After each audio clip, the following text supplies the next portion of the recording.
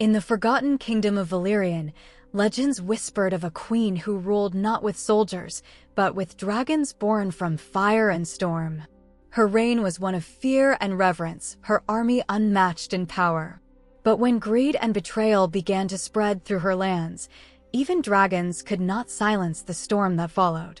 This is the tale of the Queen's dragon army and how it burned its own crown. The dawn was crimson when Queen Aradel first heard the earth tremble. Deep within the volcanic mountains, the heart of her kingdom, something ancient stirred. Her seers had spoken of it for years, the awakening of dragonkind, creatures of flame, and shadow born to guard the royal bloodline. She was the first to stand before them, her silhouette framed by smoke and molten light. The creatures emerged one by one, colossal forms of scaled fury, their roars echoing through the valleys like thunder. They did not bow, but neither did they strike. Something within the Queen's blood commanded their respect, an ancestral bond between her people and the beasts of the earth. From that day forth, Valyrian was no longer a kingdom of men alone. The dragons became her army, her guardians, her symbol of absolute dominion. Villages that once defied her now fell silent in awe. Enemies who dared cross her borders vanished in seas of fire. Yet power, as it always does, drew envy. Whispers began to rise that the Queen had traded her soul to the mountain gods, that her heart no longer beat as human. And though her dragons obeyed her will, she felt the growing distance between ruler and ruled.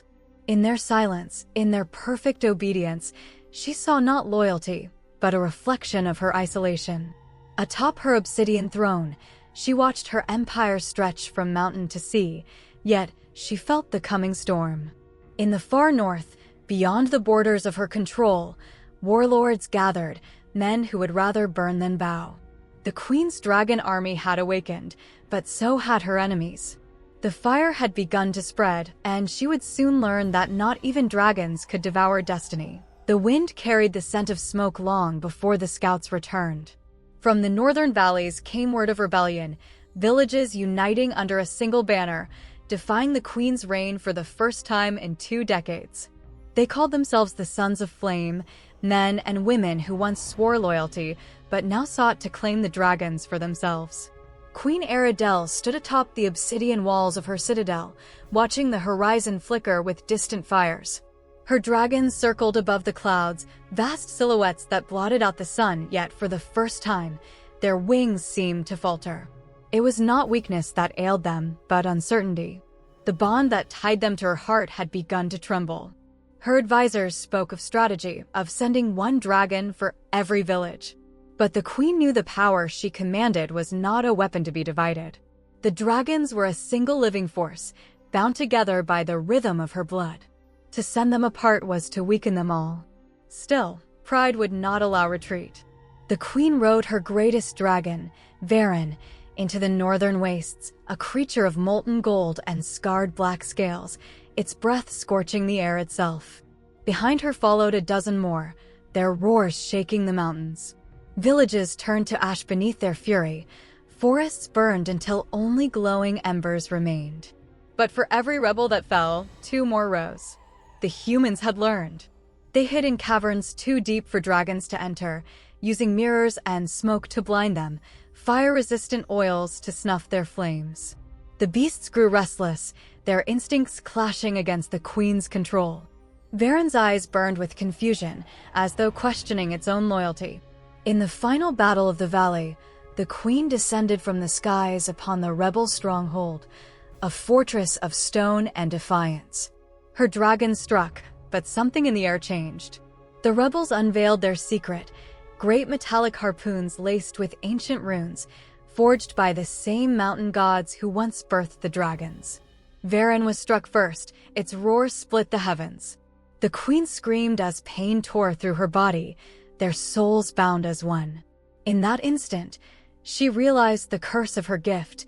The dragons were her strength, but also her undoing.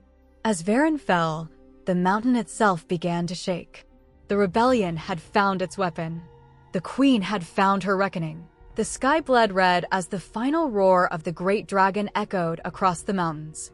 The rebellion's harpoons had done their work. The mighty Varen lay dying in a crater of molten earth, its golden scales dimming to gray. Beside it, Queen Aradel knelt, her armor blackened by soot, her crown shattered and lost beneath ash. Every breath she took burned. The bond between her and her dragons was severed one by one, each death sending a shiver through her soul. What was once her army had become her executioner's pyre. The world that trembled before her now roared against her humans, once slaves to her fear, stood free amid the ruins of their terror. Above her, smoke and fire consumed the sky. Dragons, confused and enraged, turned upon one another in a storm of wings and flame. Without her control, the creatures became feral again, living embodiments of chaos, ravaging the same land they were born to protect. The queen's heart broke as she watched centuries of power crumble in a single day. The last of her loyal dragons, Sarathis, descended through the smoke, a smaller beast, silver and wounded, yet still alive. With trembling hands, she placed her palm against its scale, feeling the faint echo of her own heartbeat inside its chest. The bond still lingered, fragile but pure. The queen climbed upon Sarathis's back, her eyes fixed on the burning horizon. There was no victory left to claim, only survival. Together they rose into the storm, the wind howling like ghosts of fallen kings. Below them, her empire was gone, nothing but ash, bones, and echoes of fire. Legends say she flew north, beyond the frozen peaks, where no man dared to follow. Some claimed she perished in the cold. Others whispered she built a new nest deep beneath the ice, an empire of silence where dragons could sleep undisturbed. But sometimes, when the sky turns crimson and thunder rolls across the mountains, shepherds swear they see a great shadow in the clouds, a winged shape that blots out the sun, circling as if guarding something forgotten.